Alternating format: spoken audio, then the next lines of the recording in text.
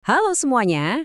Oke, mari kita mulai pembahasan seru kita kali ini dengan menjelajahi sebuah misteri matematika yang sebenarnya sadar atau enggak selalu ada di sekitar kita setiap hari. Pernah nggak sih kalian ngerasa kalau nyusun jadwal atau sekedar ngatur barang-barang di kamar itu rasanya ribet banget? Nah, hari ini kita bakal membongkar rahasia besar di baliknya. Coba deh pikirin sebentar, berapa banyak sih cara berbeda yang bisa kalian pakai buat nyusun 5 buku aja di rak? Atau pas berangkat sekolah, gimana caranya kalian milih rute yang paling cepat biar nggak telat? Asal kalian tahu ya, setiap kali kalian lagi pusing nentuin posisi tempat duduk yang asyik buat geng kalian di kelas, atau sekedar milih mau pakai baju apa pagi-pagi, kalian tuh sebenarnya lagi ngerjain perhitungan matematika tingkat tinggi loh. Keren kan? Oke, masuk ke bagian 1. Rahasia susunan sehari-hari. Jadi, apa sih sebenarnya kombinatorika itu? Secara simpelnya nih, kombinatorika itu adalah cabang matematika yang khusus banget ngebahas sifat-sifat dan gimana cara kita menghitung struktur yang jumlahnya terbatas, atau istilah kerennya finite structures. Jadi ini tuh murni matematika tentang gimana cara kita mencacah, menyusun, dan mengorganisir hal-hal yang ada ujungnya. Persis banget kayak main puzzle atau nyusun buku tadi. Semua hal sehari-hari ini, percaya atau enggak, ngikutin sebuah pola matematis yang super rapih. Lanjut ke bagian 2. 4 pilar utama kombinatorika. Terus, gimana sih cara kerjanya? Nah, ilmu ini tuh sama sekali nggak asal tebak, teman-teman. Kombinatorika ini kerja pakai 4 pilar utama. Pilar pertama itu mencacah atau menghitung, di mana kita ngitung secara pasti ada berapa sih opsi yang tersedia. Pilar kedua, keberadaan. Di sini kita ngecek emangnya pola atau susunan yang kita mau itu beneran ada. Terus yang ketiga, membuat atau mengkonstruksi. Ya kita bener-bener bikin atau nyusun struktur itu secara nyata. Dan yang terakhir nih, pilar keempat, optimisasi. Ini tahap di mana kita menyeleksi dari semua susunan tadi, mana sih yang absolut paling the best. Biar gampang kebayangnya, mari kita terapin ke rutinitas pagi kalian aja. Langkah pertama, kalian ngecek atau menghitung nih ada berapa kemeja dan celana di lemari. Terus, langkah kedua, kalian ngecek keberadaan kombinasinya. Ada nggak ya warna yang nyambung? Langkah ketiga, kalian mulai membuat alias masangin baju dan celana itu. Dan akhirnya di langkah keempat, kalian melakukan optimisasi. Kalian milih outfit yang paling pas dan nyaman buat cuaca hari itu. Kelihatannya sederhana banget kan? Tapi aslinya itu sangat matematis. Sekarang kita masuk ke bagian 3, menghitung dan mengoptimalkan struktur. Mencari yang terbaik. Di tahap optimisasi inilah letak keajaibannya. Kalian harus perhatiin perbedaan yang lumayan jauh ini.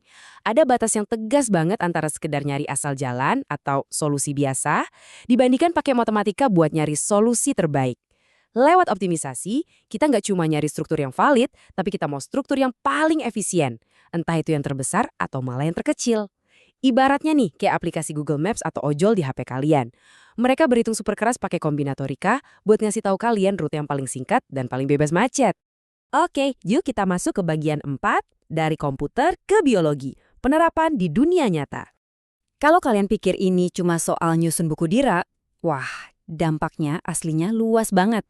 Di bidang ilmu komputer, kombinatorika itu nyawa buat mengoptimalkan algoritma dan struktur data. Biar apa? Biar program yang kalian pakai bisa lari secepat kilat tanpa nge-lag. Di sisi lain, para ilmuwan di biologi evolusioner pakai ilmu ini buat mahamin miliaran kombinasi genetika dan DNA yang super rumit itu. Bahkan di bidang logika pun, kombinatorika bantu kita nyusun argumen biar runtut dan kuat.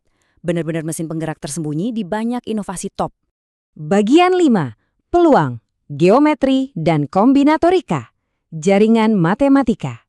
Nah, buat kalian yang mungkin lagi belajar teori peluang atau geometri di sekolah, ini ada kabar baik. Karena begitu kita paham gimana cara ngatur benda-benda yang jumlahnya terbatas ini, kita jadi punya alat bantu yang luar biasa krusial. Kombinatorika ini ibarat fondasi rahasianya aljabar, peluang atau probabilitas, topologi dan juga geometri. Rumus-rumus inilah yang ngasih tahu kita probabilitas akurat pas ngelempar dadu, atau ngebantu kita ngitung ruang dan bentuk 3 dimensi yang bikin puyeng itu. Jadi semuanya tuh nyambung. Kalau kita mundur sedikit ke sejarahnya, lucu juga loh mikirin kalau dulu masalah-masalah susunan kayak gini cuma dianggap sebagai teka-teki logika sepele, mainan iseng yang cuma kepake buat kasus tertentu aja. Tapi, seperti yang dibilang sama pakar matematika Laszlo Lovász di tahun 1979, kombinatorika pada akhirnya berevolusi. Ilmu ini nggak lagi sekedar tebak-tebakan, tapi tumbuh meraksasa jadi satu kerangka teoretif yang sangat solid. Dan akhirnya, boom! Di akhir abad ke-20, Konsep-konsep tadi berkembang melesat luar biasa. Teka-teki yang dulunya nyebar dan dianggap nggak nyambung satu sama lain berhasil disatukan. Sejak saat itu, kombinatorika resmi diakui sebagai cabang matematikanya sendiri yang utuh, tangguh, dan sangat esensial buat kehidupan modern kita. Jadi, inilah poin yang pengen saya titipkan ke kalian semua dari pembahasan kali ini.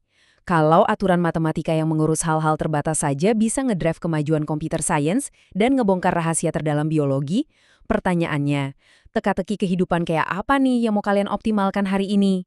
Nanti kalau kalian lagi beres-beres meja belajar atau lagi ngatur strategi pas main game, coba deh inget-inget lagi, gimana ya caranya kalian bisa pakai prinsip kombinatorika buat nemuin jalan yang paling epik? Selamat berpikir ya teman-teman, dan sampai jumpa di eksplorasi materi kita yang selanjutnya.